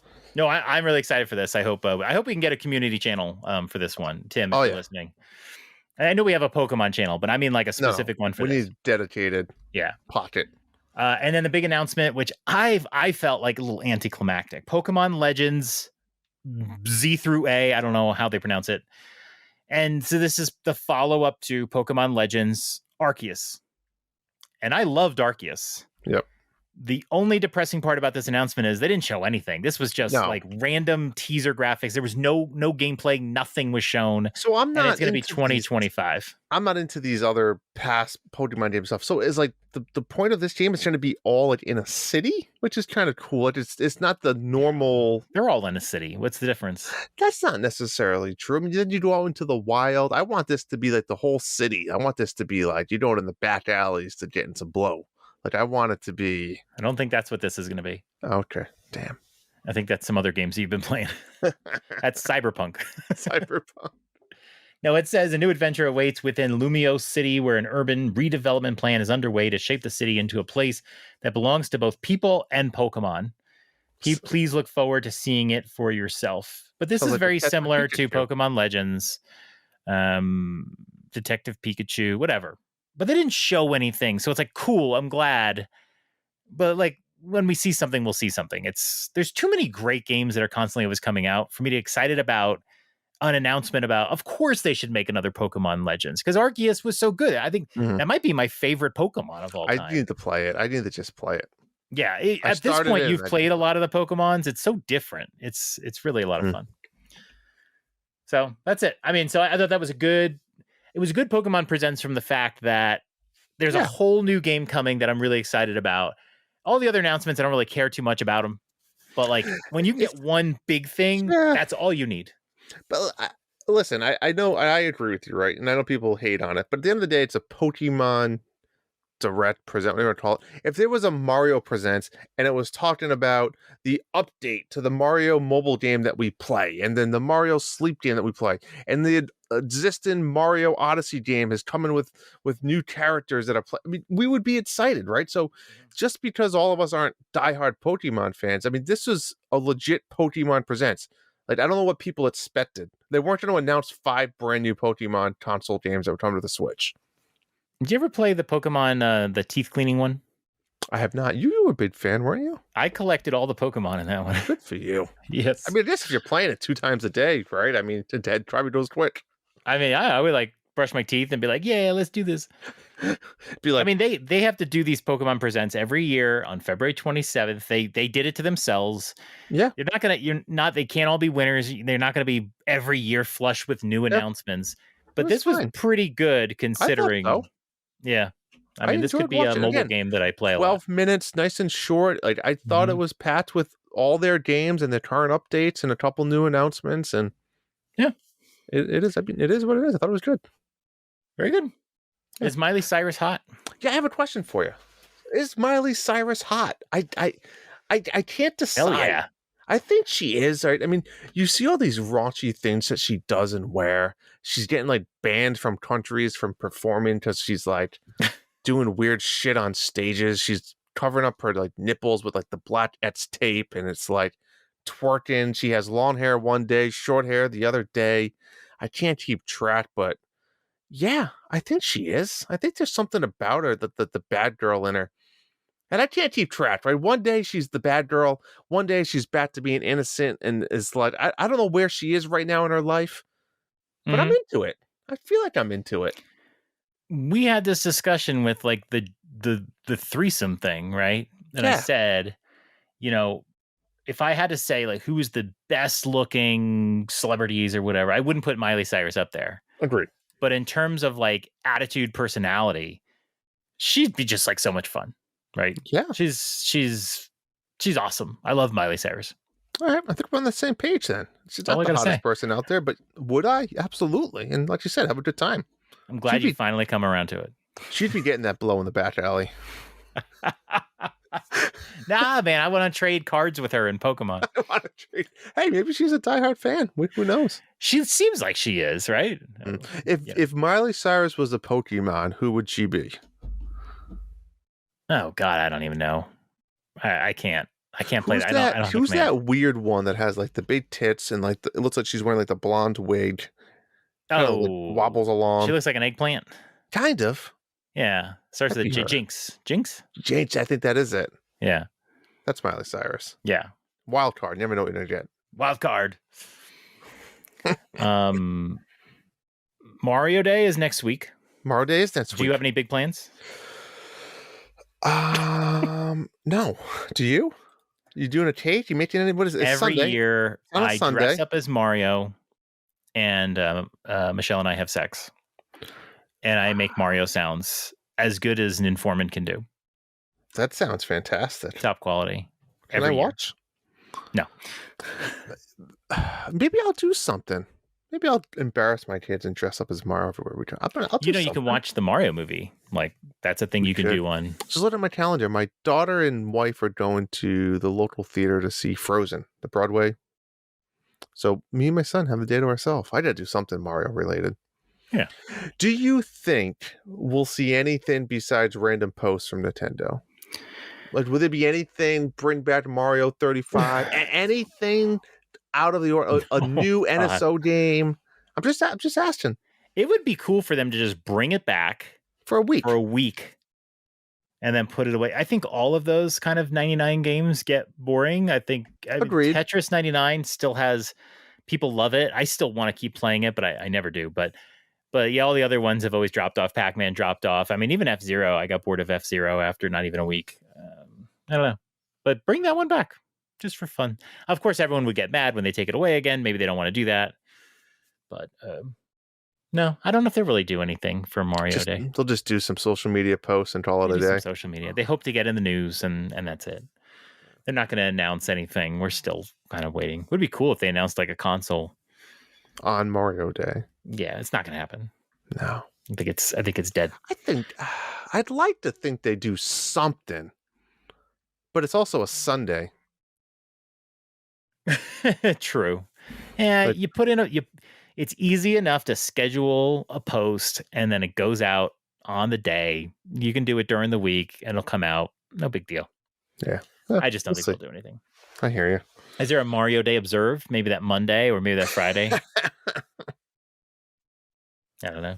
All right. We got some questions from the listeners. First question is from Chris, HL94.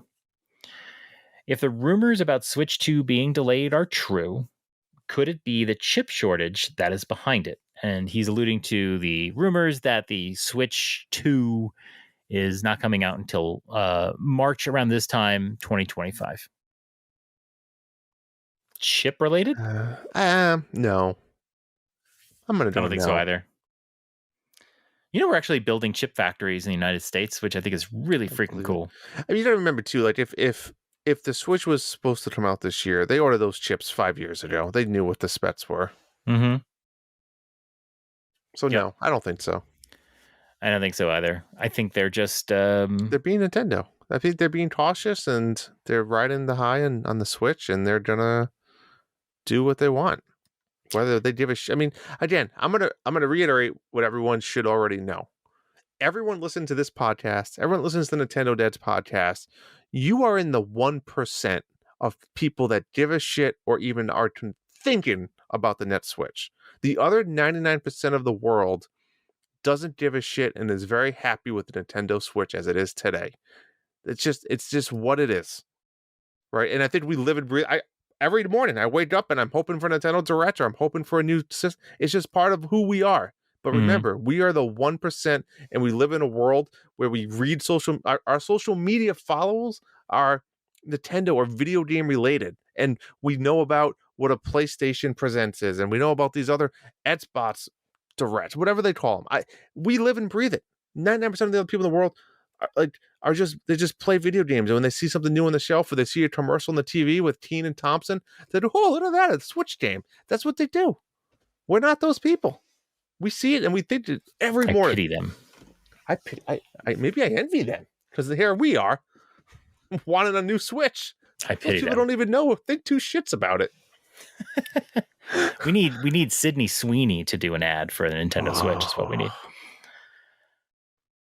All right. Next question. Thank you, Chris. HL94. He's coming back with another one soon. Okay, I'm ready. Top Ranma. After last week's show, I'd love to hear a discussion with Drew about his reasons for and against getting a second console. Are you considering buying one this year? If not, what's stopping you? Is it the cost? Not enough Nintendo games that appeal to you? Is Luna just good enough until Switch 2 comes out? Great question. And great little sub questions and great little answers, right? I was in a dark place 2 weeks ago, and I'm not much better, but I see the light. I see a little bit of light. I'm getting out of that dark tunnel. Let's go through the questions. Are you considering buying one this year? It's never off the table. It's never off the table. I'm a spontaneous person. I'm going to PAX East in a few weeks. For all I know, I'm going to see something that's going to sell the shit out of me. Who knows? So it's never off the table. What's stopping me? Is it the cost? No, it's not the cost. I mean, since then, I spent $700 on one golf club, so I could easily have bought in a PlayStation 5 and almost a Portal for that price. So here we are. I didn't. I bought a golf club instead. Not enough non-Nintendo games that appeal to you. I don't think that's true. I think there's plenty of games out in the world that John talks about all the time. Helldivers. that being one, probably a game I would enjoy playing. And is Luna just good enough? I'll tell you what, it was really good for Avatar. It worked fantastic. It played the game. I haven't touched it since. You're not even subscribed to it anymore. I mean, technically, you have that free. There's like a free Yeah. subscription, right? Yeah. No, I mean, I honestly though, I could have picked up Assassin's Creed Valhalla or a game like that and just start playing it tomorrow, and that could be my next 100 hours of gaming as I'm playing an Ubisoft game. It's a possibility if nothing comes out, all year, that I could do that. Mm-hmm. So, I was also thinking about a Steam Deck, right? A Steam Deck would probably be perfect for me because I can play a lot of these big games that are out on other consoles that are coming to PC, and I can play it from the comfort of my chair. But what's stopping me is it's tough, right? I don't play a ton of games on the TV. I do play mostly handheld. Um, and I don't know. I mean, I guess I don't want to say fear. I guess my problem is if I went and bought an Xbox or a PlayStation or a Steam Deck, what happens? We know a Nintendo console. We don't know, but we assume a Nintendo console is coming out within the next, let's just say 12 months. Mm-hmm. 12 to 15 months, or between 0 and 15 months. I'm probably going to buy the Nintendo console regardless. And I just don't think I play enough video games to be like a 2 console person. Right. And I just don't want to collect in dust. And I mean, to be honest, now that my son's getting older and he's playing games like NBA 2K, where he could have played that on the PlayStation or wherever, maybe soon, he's 7, maybe in 3 years from now, he's 10ish. Maybe that is when I start getting one and we kind of share it. But there's nothing stopping me. I could at any time just spontaneously go get one. I don't think I'd play it enough. I think that's my biggest thing there. It's a lot of money to just have something sit on my shelf that I play every once in a while. And I do play a lot of handheld.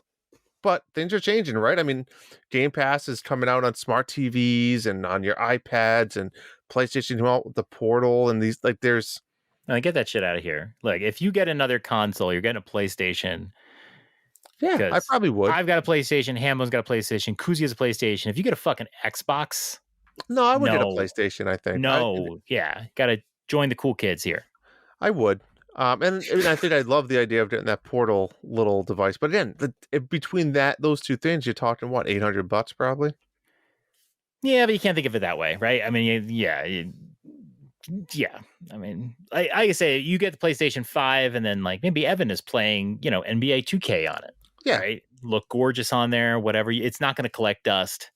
I agree. You go back and forth or whatever. So you make a game coming out, you play Helldivers, go in there, I scream at you, you shot me, that sort of thing. But, like I said, I play more PlayStation now than I even do on the Switch. So you really don't know how it will turn out. And I think my lifestyle right now with younger kids, 7 and 9, it's tough, right? We're always hanging out together because they want to be with us.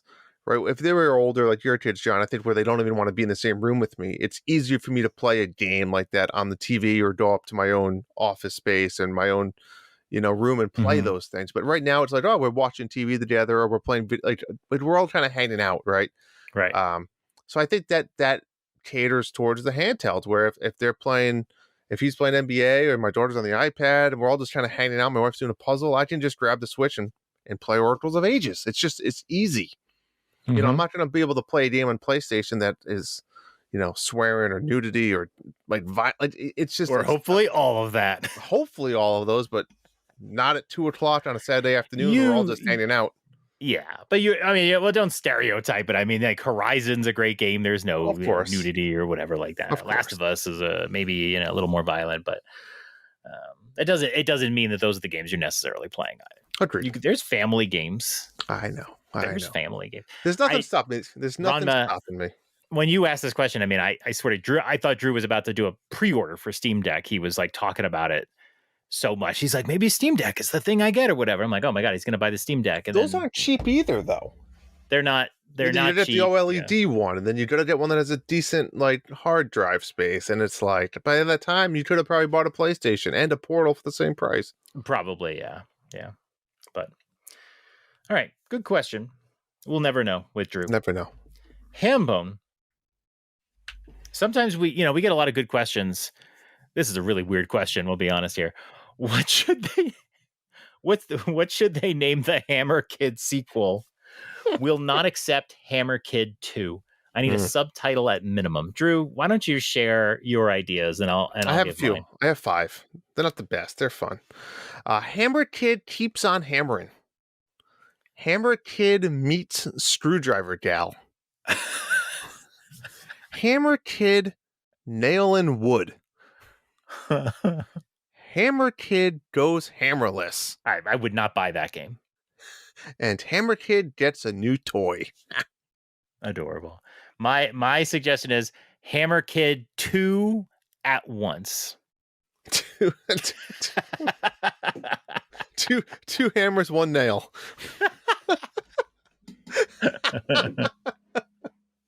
You're gonna pound it. Fight for the poundage. I haven't played this game. Did you play this game? I did. I did. Right. I played the whole thing. Yeah, it's like your mini. It's not a Drew game. I think Coos played it even more than I did. You're like a mini Thor. Yeah. It sucked. It wasn't good. Thanks for the question, Hambo. You can do better next time. I know it. That was a good question. And then lastly, Chris HL94 asking the questions that matter. It does. Who has the biggest rack in video games? Feel free to interpret this question any way you want. I don't know there's any other way to interpret this one. John, I feel like you can answer this better than I can because you play a lot of diverse games with these like anime type characters. There's a lot of breast diversity. There is. I do have an answer for this one, and I've come to this realization over the last month, replaying the first game and now playing the sequel. Tifa Lockhart, and here is why she has the best rack in gaming. I know who that is. Because there are anime games where, like, I remember Dragon's Crown, where, like, I mean, literally in Dragon's Crown, I think the sorceress type, I mean, she just huge heaving breasts or whatever that jiggle as you walk and everything. The thing with Tifa that is amazing to me every time I see it is that how ginormous her rack is, but at the same time, it looks realistic. And I don't know how they pulled that off. It looks realistic. It looks like they're real, but like if you have like a large chested female in a video game and you're just like, that's just way over the top. That's silly. That's crazy. That's nuts or whatever. Tifa pulls it off, and largely nobody's staring at her through any of these games. Like it's not actually, I am. It's not actually objectified in the Final Fantasy games. She just has a very large rack because in the original version, even though it was just very polygonal, it was very big, and they were like, oh, let's preserve that or whatever. It's ginormous. And I'll give a second one. We're talking about Final Fantasy VII, Scarlet. I don't know if she's in Rebirth. She probably is, but she was in the DLC a lot, and she was in the first game. She just walks around with this red dress with like Titan bombs, and it's pulled off as realistic. It's crazy to me. So there you go. By the way, I mean, I'm going to say like we were saying biggest or whatever, but Lara Croft, I was her. Yeah, you know what I mean? Like camo top, like nicest rack in video games, probably. If you want to get excited, type in Tifa Lockhart nude, because that's what I just did. And it's interesting. There is a lot of fanfic, let's just say, on the internet with Tifa Lockhart. But it's amazing. Like, God bless her top. I don't know how it holds it all in. It's nuts. Thanks, Chris. Thanks for always bringing up some booby talk. Oh, man. Well, John. Hold on. Almost. Oh, what? We're almost ready. Just hang on 1 second. Okay. I guess soon. Almost there. Well, before we bring on the beta-decided news, bring back a fellow friend. What do we have coming up the next few weeks, John? We've got a lot coming out. Varying quality. Varying in quality. Astro. On March 7th, Astro Duel 2. I cannot believe they made a sequel to this game. What is Astro Duel Deluxe is one of my favorite multiplayer games. Really? Couch op. Yeah. Oh God, I love Astro Duel Deluxe. That's just a fantastic game. This isn't like a Drew game. Astro Duel 2 has a campaign thing going on. I don't know how much I care for it. I don't know if I need it, but I did love Astro Duel Deluxe. Snufkin Melody of Moomin Valley. That sounds like porn. March 7th. By the way, expect a first look from Michelle Blanco soon on the Nintendo Dad's channel. This looks like a Michelle game. Total Michelle game. Did she love it? She sat there on the mic. I just want to know, did she love it? Yeah, she liked it, yeah. It looks she hasn't played it since then because she was playing the Cult of the Lamb and whatever. But how's she liking that, by the way? She rolled credits on that thing. Wow, good for her. This is still going. Yeah. But yeah, you will like this first look. Unicorn Overlord. I'm very excited. That comes out March 8th. Stop selecting the text I can't read, Drew. I'm Contra. pasting. I'm doing homework. Where are you pasting it? Doodling these things. We're at the end of the show. You're doing homework. It's research. Every title I'm reading, he's selecting and it's covering up the next one. Contra Operation Galuga comes out March 12th. Battlefront Star Wars Classic Collection, March 14th. And tell Kingdom... me hold on. Tell me why I should not play this game. Battlefront? Yeah. I don't know. I have no interest in it. It's if you played it in the past and, it's not accessible anymore. I think it was like PS2 games. You can't play them anymore. Now you'll be able to play them. Is it just a campaign mode or are these like online type battling? It's all online. Yeah. It is. I didn't play it. And it's weird because the Battlefront games, they made new Battlefront games. Correct. It's very confusing. Heard of them. I've heard good things about it. I'll have to look into it. Someone help me out here. Should I be playing these games?